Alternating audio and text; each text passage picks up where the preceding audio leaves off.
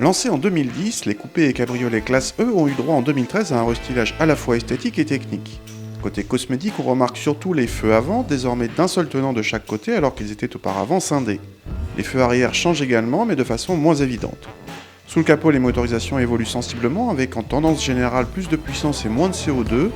L'un des rares blocs à ne pas évoluer est notre V8 de 408 chevaux, celui de la E500, le plus puissant de la gamme coupé cabriolet, puisque les versions AMG y sont indisponibles.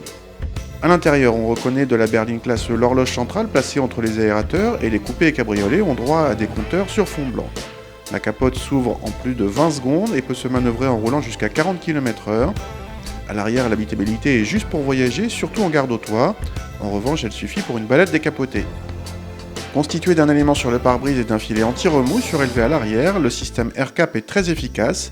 Grâce à lui, les passagers avant peuvent rouler à 130 km/h avec peu de turbulences. Dès le démarrage, le V8 signale sa présence d'un grognement grave agréable. Quel que soit le régime, sa sonorité est un régal mais n'est pas trop présente. Gavet de couple, il permet à ce cabriolet de relancer très facilement quelle que soit la vitesse. Pensez à surveiller le compteur. La boîte auto à 7 rapports n'est pas très rapide mais douce. Côté châssis, malgré des suspensions pilotées et un mode sport disponible, la voiture privilégie clairement le confort, même si elle n'est pas ridicule sur petite route.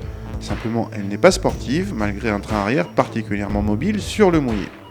Si vous ne prenez pas ce cabriolet E500 pour une sportive, vous ne pourrez que l'aimer. Le V8 à lui seul procure une bonne dose de plaisir. Conjugué au confort et à une présentation luxueuse, il donne à ce cabriolet un statut de GT. Les concurrentes sont l'Audi RS5 cabriolet, plus sportif, ou la 650i cabriolet.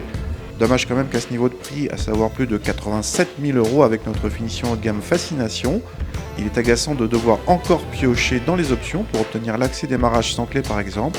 Une Clio à 15 000 € le propose en série.